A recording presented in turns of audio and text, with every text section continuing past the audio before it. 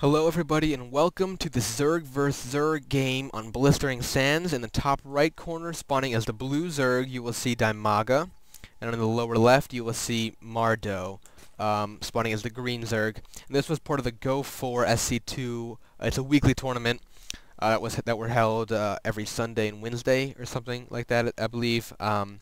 These are very, very, very good players. Dimaga is one of the most famous, probably, Ukraine StarCraft 2 player. He was featured in many tournaments, won many tournaments. You may have seen him in the Day 9's King of the Beta. And this ATN Mardow is not a name I'm familiar with. However, I have seen some that I'm too familiar with. I have seen some of his games.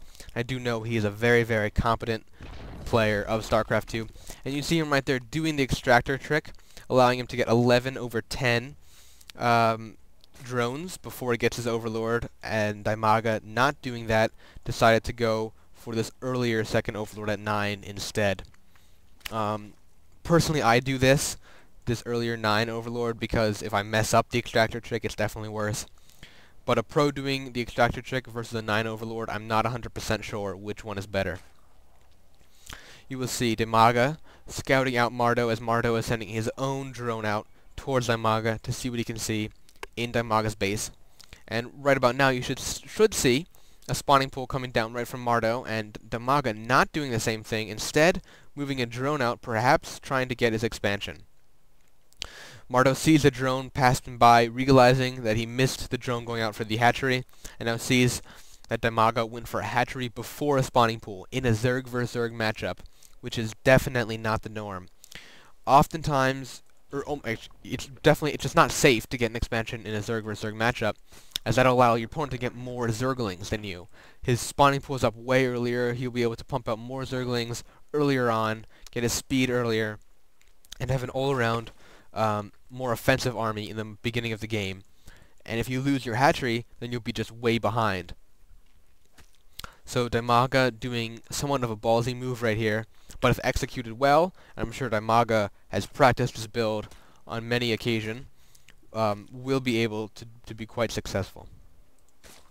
And now we see Mardow right here now pumping out already 4 Zerglings moving across the map, seen by Dimaga's Overlord and Dimaga's little theft drone which stole 5 little minerals. We see Mardow's drone out here taking a couple hits off at this hatchery before all these Zerglings coming in, and I will look at the production tab. You'll see Mardow's already getting a Baneling's nest, and now that Dimaga's spawning pool is done, he's coming out with 6 Zerglings, which should be enough to repel these Mardow's Zerglings. However, Mardow using his scouting drone to put down a spine crawler on the creep of Dimaga's expansion hatchery. Here we do have now 6 vs. 6 with a single extra drone for Dimaga. The spine crawler is not quite done yet, not going to be able to do what it needs to do as more drones are coming out from Dimaga, able to push back this early aggression from Mardow. Mardow's running away with his Zerglings, and that spine crawler sort of proxy thing did not function well for him. However, he does have the Baneling's nest done, and now he's morphing in 2 Banelings. There's 2 Baneling cocoons sitting there as he is getting more reinforcing Zerglings as well as researching metabolic boost. Doing a little bit of micro, pulling away right here. You'll see the low health Zergling, something that I'll probably never do in my game in such a small scrap. But now you do see the Banelings here, and Banelings can be very, very effective, of course, against Zerglings, taking out up to like 5-10 times their cost in Zerglings. Here we go. There are many spine crawlers being built. They're getting 1 good hit off there, taking off, what is that, 5 Zerglings for a single Baneling. However, there's not enough that Mardow can do against these 2 queens. Very well positioned here to block off the main ramp and all of these spine crawlers. But he has to do something, because now Dimaga, he has a second base. If you look at income, Dimaga, who can safely now power drone, will have a higher income, and as the game progresses on, will get better and better, will be in a better situation than Mardow is. So if Mardow cannot do any sort of attack earlier on, he will be in trouble in the later game, as he is now still committing to these Zerglings, and you'll see he's taking up and he's not getting his expansion. He's simply getting more Zerglings, and now sending these Zerglings to the backdoor destructible rocks, a very distinct feature of Blistering Sands. to try and get into the back of Dimaga's base. However, Dimaga is not going to have that. He's not going to let that happen to him. He's getting spine crawlers in his main as well, as he can see with his Overlord that they're attacking these destructible rocks.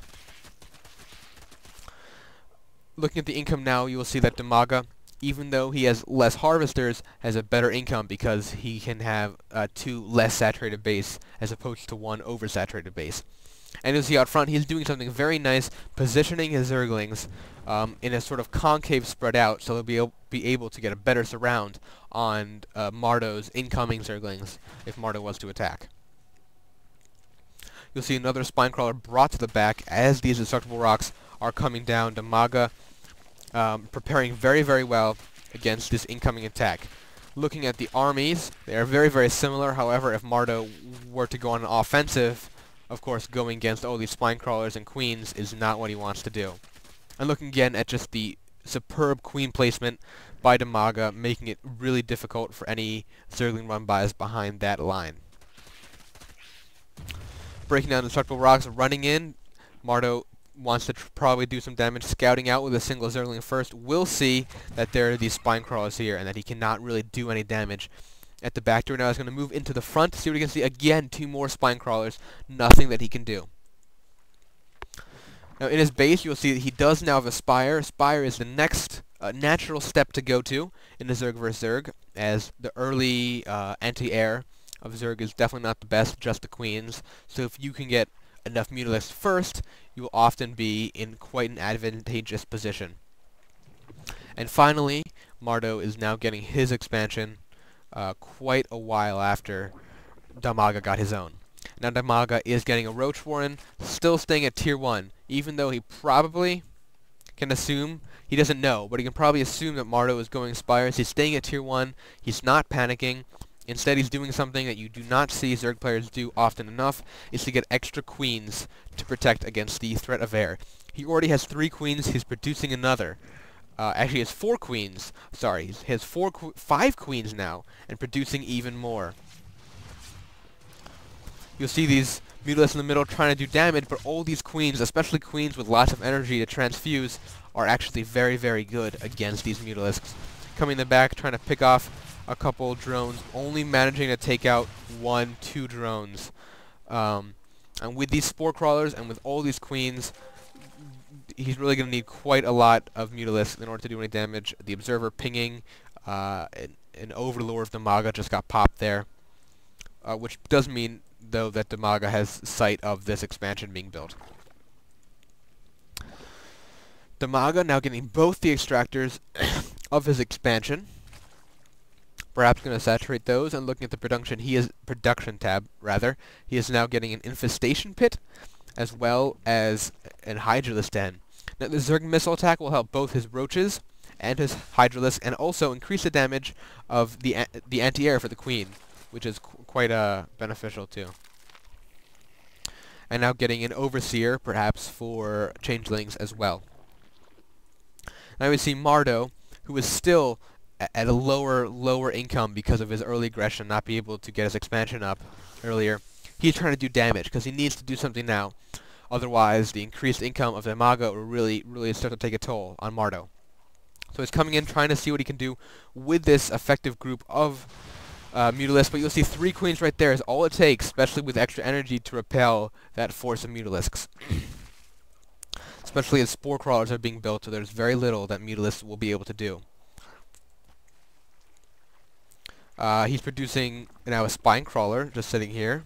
Got 1 little kill, as he's now saturating his expansion, and you'll see the income start to even out. These Mutalisks over the middle, taking out a couple of Zerglings there. We have Dimaga now being very, very effective in spreading creep tubers, and some might ask, in the ZVZ, is it really necessary to spread creep? Do you want your creep advantage to be both for you and for your enemy? Well, it depends on what unit you're using. If you're using the Hydralisks, perhaps the slowest ground unit, and Infestors too, for the Zerg arsenal, you're definitely going to want to have creep. Hydralisks are very, very easy to get picked off of creep. They move so slow. So if you're going Roaches and Hydras, it's very, very beneficial in any matchup to spread the creep as far and as fast as you can.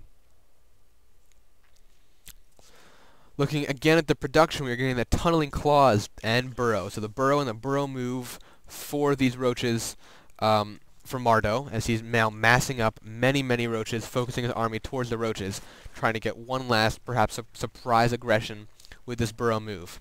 However, there is at least one, here it is, one Overseer, which will be able to see the roaches as they are underground for Dimaga. You can see an Infestor being trained up by Dimaga, and there's so many queens here. The Mutalisks continuously flying around, trying to find an opening, trying to do some damage. But with all these queens, the Spine Crawlers, and now the Hydralisks being built out front, the Mutalisks have lost pretty much all of their effectiveness in their role of harassing at the current situation. Although they are being effective at picking off creep tumors. And now here is the push from Dimaga. A very, very cool build. He's going roaches, hydralisks, and queens, which means he is sort of confined to the creep as queens move ridiculously slowly off of it. But with the transfuse of queens, you can see there this queen getting transfused once. And as you can see, all the roaches out front with the hydralisks in the back, you can see transfuse being used on these roaches once and again, and on the hydralisks. There's so many roaches for Mardow.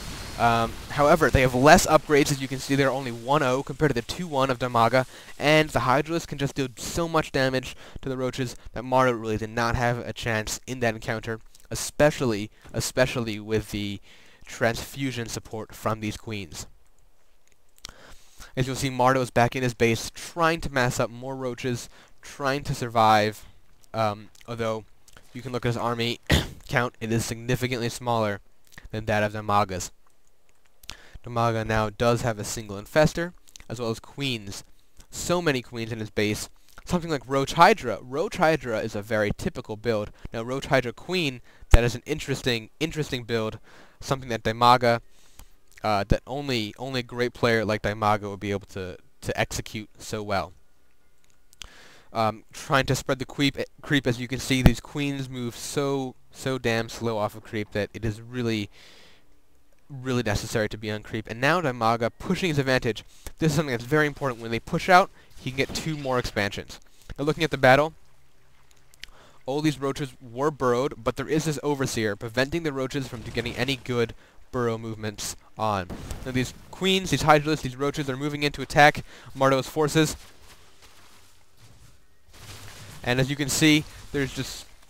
Sorry, there's a little lag on my computer right now, but you can see all the destruction occurring from all these units. The fungal growth going down on the roaches, dealing so much damage. The Hydralisks being transfused and their high DPS being able to completely decimate all of these roaches here. And you will see the roaches of Mardow fail to this Queen, Roach, and Hydralisk attack from Dimaga. So this was a game for the Go 4 SC2 weekly tournament where Dimaga was able to defeat Mardow in this round. Thank you for watching.